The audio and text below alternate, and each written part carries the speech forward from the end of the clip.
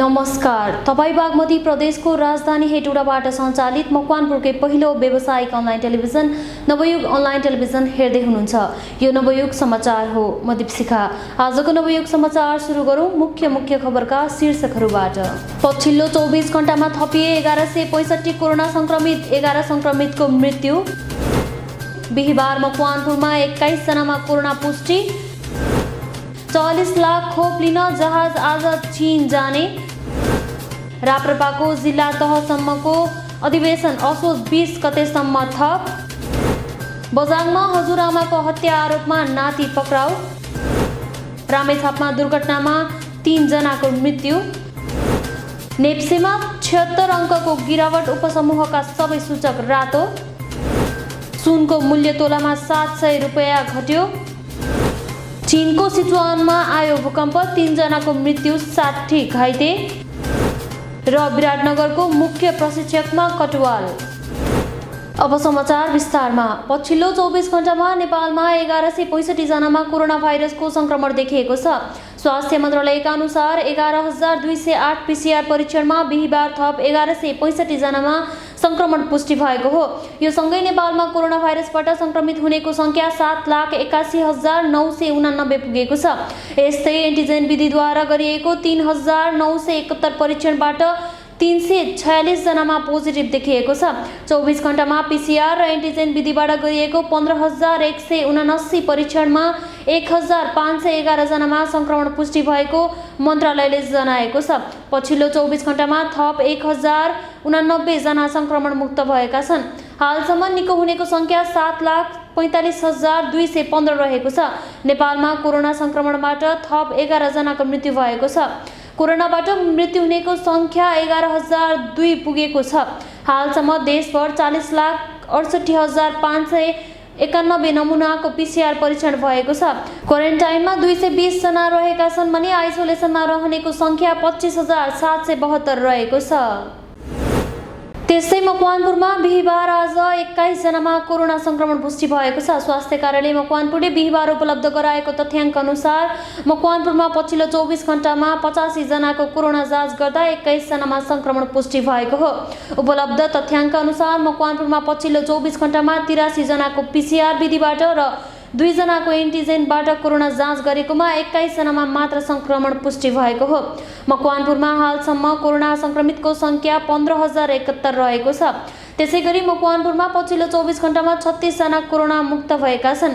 विभिन्न मितिमा कोरोना संक्रमित भई होम तथा संस्थागत आइसोलेसनमा बसेका 36 जना कोरोना मुक्त भएका हुन्। हालसम्म मकवानपुरमा कोरोना मुक्त हुनेको संख्या 14,660 रहेको छ। सरकारले चीनबाट खरिद गरेको 40 लाख भेरोसेल खोप भोलि ल्याउने भएको छ। खोप ल्याउन आज राति 11 बजे नेपाल वायु सेवा निगमको वाइड बडी विमान चीनतर्फ जाने भएको छ। स्वास्थ्य तथा जनसङ्ख्या मन्त्रालयका सचिव डाक्टर रोशन पोखरेलले खरिद गरिएको खोप भोलि चीनबाट ल्याइने जानकारी दिनुभयो। सरकारले 60 लाख खरिद गरेकोमा यसअघि 16 लाख खोप नेपाल आइसकेको छ। निगमका महाप्रबन्धक डिम प्रकाश पौडेलले खोप लिनका लागि आज राति 11 बजे वाइड बडी विमान चीनतर्फ जाने बताउनुभयो। उहाँका अनुसार भोलि दिउँसो 2 बजे खोप लिएर जहाज नेपाल आउनेछ। नेपालमा अहिलेसम्म 1,33 लाख खोप आइसकेको छ भने सरकारले असोज मसान्तसम्म थप 1 करोड खोप ल्याउने तयारी गरिरहेको छ। राष्ट्रिय प्रजातन्त्र पार्टीले जिल्ला तहसम्मको अधिवेशन गर्ने अवधि असोज 20 गतेसम्म थप गर्ने निर्णय गरेको छ। पार्टीका त्रय अध्यक्षहरू प्रकाश चन्द्र लोहनी, पशुपति शमशेर र कमल थापाको उपस्थितिमा बसेको पार्टी केन्द्रीय विशेष समितिको बैठकले उक्त निर्णय गरेको हो। बैठकले सक्रिय सदस्यता वितरण गर्ने म्याद असोज 25 गतेसम्मका लागि थप गर्ने निर्णय गरेको छ। राप्रपाले आगामी कार्तिक 27 गते महाधिवेशन गर्ने तय गरेको छ। बझाङमा हजुरआमाको हत्या गरेको आरोपमा नाति पक्राउ परेका छन्। बझाङको दुर्गाथली गाउँपालिका 5 की 80 वर्षीय रिखी देवी जप्रेलको हत्या गरेको आरोपमा उहाँका नाति 21 वर्षीय सुभाष जप्रेल पक्राउ परेका हुन्। जिल्ला प्रहरी कार्यालय बझाङले एउटै घरमा बस्दै आएका सुभाषले हजुरआमाको हत्या गरी आँगन नजिकै शव गाडेको अनुसन्धानबाट खुल्न आएको जानकारी दिएको छ। सुभाषलाई भाग्दै गरेको अवस्थामा दुर्गाथली गाउँपालिका 7 को लोबादेव डाँडाबाट पक्राउ गरिएको प्रहरी कार्यालय बझाङका प्रहरी नायब उपरीक्षक डिएसपी रूपक खड्काले जानकारी दिनुभयो। वृद्धको नाक र कानमा लगाएको सुनको मुद्रा समेत नभएको कारण सुनको मुद्राका लागि उहाँको हत्या भएको हुन सक्ने आशंका गरिएको छ। शव पोस्टमार्टमका लागि जिल्ला अस्पताल बझाङ ल्याउने तयारी भइरहेको डिएसपी खड्काले जानकारी दिनुभयो। घटनाबारे थप अनुसन्धान भइरहेको उहाँले बताउनुभयो। रामेछापमा एक डबल क्याब बोलेरो दुर्घटनामा पर्दा 3 जनाको मृत्यु भएको छ। काठमाडौँबाट ओखलढुङ्गातर्फ जाँदै गरेको प्रदेश 3001-023-3513 नम्बरको बोलेरो रामेछापको मन्थली नगरपालिका 6 हात्तीटार नजिकै दुर्घटना परेको रामेछापका डिएसपी नवराज ढुङ्गानाले जानकारी दिनुभयो। उनका अनुसार मृत्यु हुनेमा ओखलढुङ्गा श्रीतेम्बा गाउँपालिका 6 फिदी फलाटेका अन्दाजी 34 वर्षीय लाक्पा शेर्पा, उनकी श्रीमती अन्दाजी 31 वर्षीय फुर्पा शेर्पा र गाडी धनी अन्दाजी 35 वर्षीय वाङछे शेर्पा रहेका छन्। उनीहरूको घटनास्थलमै मृत्यु भएको हो। यस्तै लाक्पाका 7 वर्षीय छोरा घाइते भएका छन्। उनलाई स्थानीय अस्पतालमा उपचारपछि काठमाडौँ रिफर गरिएको छ। एकजना प्रहरीको साथमा उनलाई काठमाडौँ पठाएको डिएसपी ढुङ्गानाले जानकारी दिनुभयो। उनका अनुसार मृतकका आफन्तहरूसँग सम्पर्कको प्रयास भइरहेको छ, तर सम्पर्क भने हुन नसकेको बताइएको छ। नेप्से परिसूचक आज 76.65 अङ्कले घट्दै 2812.39 बिन्दुमा पुगेको छ। 1,64,68,508 किता सेयर किनबेचमा 9,03,39,623 बराबरको कारोबार भएको छ। राष्ट्र ब्याङ्कले मौद्रिक नीति मार्फत सेयर धितो कर्जामा 12 करोडको सीमा तोकेपछि सेयर बजार प्रभावित बनेको हो। लगानीकर्ता राष्ट्र ब्याङ्कको नीतिका विरुद्ध नेप्सेका कार्यालयमा आजबाट आमरण अनसनमा बसेका छन्। नेप्सेमा उच्च अङ्कको गिरावट आए पनि कारोबार रकम भने हिजोको भन्दा दोब्बर बढेको छ। आज अरुण कावेली हाइड्रो पावरको सेयर सबैभन्दा धेरै 38 करोड बराबरको कारोबार भएको छ। फाइनान्स कम्पनीका सेयर धनीले सबैभन्दा धेरै 4.94% गुमाउन पुगेका छन् भने हाइड्रो पावरकाले पनि 4% गुमाएका छन्। आज उपसमूहका सबै सूचक रातो लागेको छ। आज नेपाली बजारमा सुनको मूल्य सामान्य घटेको छ। अघिल्लो दिनको तुलनामा तोलामा 700 रुपियाँ घटेर छापावाला सुन प्रति तोला 90,500 रुपियाँमा कारोबार भइरहेको छ। हिजो छापावाला सुन प्रति तोला 91,200 रुपियाँमा कायम थियो। नेपाल सुनसदी व्यवसायी महासङ्घका अनुसार आज तेजाबी सुनको मूल्य प्रति तोला 90,000 रुपियाँ छ। आज चाँदीको मूल्य भने कुनै परिवर्तन भएको छैन। आज चाँदी प्रति तोला 1,200 रुपियाँमा कारोबार भइरहेको छ। चीनको सिचुआनमा शक्तिशाली भूकम्प आएको छ। भूकम्पमा परि अहिलेसम्म कम्तीमा 3 जनाको मृत्यु भएको छ र 60 जना घाइते भएका पुष्टि गरिएको छ। घाइतेहरू सबैको स्थानीय अस्पतालहरूमा उपचार भइरहेको अधिकारीहरूले जानकारी दिएका छन्। उनीहरूमध्ये 3 जनाको अवस्था गम्भीर रहेको जनाएको छ।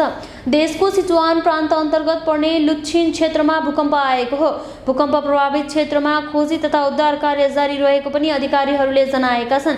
चिनिया भूकम्प प्रशासनले 890 भन्दा बढी व्यावसायिक उद्धारकर्मीहरू परिचालन गरिएको र अन्य स्वयंसेवक तथा स्थानीय बासिन्दाहरू पनि खोजी तथा उद्धार कार्यमा खटिएको जनाइएको छ। त्यसैगरी अरू 4,600 उद्धारकर्ताहरू तयारी अवस्थामा रहेको पनि प्रकोप व्यवस्थापन कार्यालयले जानकारी दिएको छ। प्रारम्भिक विवरणका अनुसार 737 घरहरू भत्किएका छन् भने 72 घरको अधिकांश भाग क्षतिग्रस्त भएको छ। त्यसैगरी 7,290 घरमा सामान्य क्षति भएको छ। खोजी तथा उद्धारसँगै क्षतिको विवरण सङ्कलन गर्ने कार्य पनि भइरहेकाले पूर्ण विवरण आउन बाँकी नै रहेको अधिकारीहरूले जानकारी दिएका छन्। र Everest premier league EPL T20 cricket टोली विराटनगर वारियर्सले चौथो संस्करणको प्रतियोगिताका लागि मनोज कटुवाललाई मुख्य प्रशिक्षक नियुक्त गरेको छ। विराटनगरले बिहिबार कटुवाललाई मुख्य प्रशिक्षक नियुक्त गरिएको जनाएको छ। कटुवाल यसअघि पोखरा प्रिमियर लिग PPL को टिम चितवन राइनोजको प्रमुख प्रशिक्षक रहिसकेका छन्। उनी विभागीय टोली नेपाल पुलिस क्लबका प्रशिक्षक पनि हुन्। नेपाली राष्ट्रिय टोली पूर्व खेलाडी कटुवालले राष्ट्रिय टिमको सहायक प्रशिक्षक भएर काम गरिसकेका छन्। नवयुग समाचार सक्नु अघि मुख्य समाचारका शीर्षकहरू पुनः एकपटक। पछिल्लो 24 घण्टामा थपिए 1165 कोरोना संक्रमित, 11 संक्रमितको मृत्यु। बिहिबार मकवानपुरमा 21 जनामा कोरोना पुष्टि।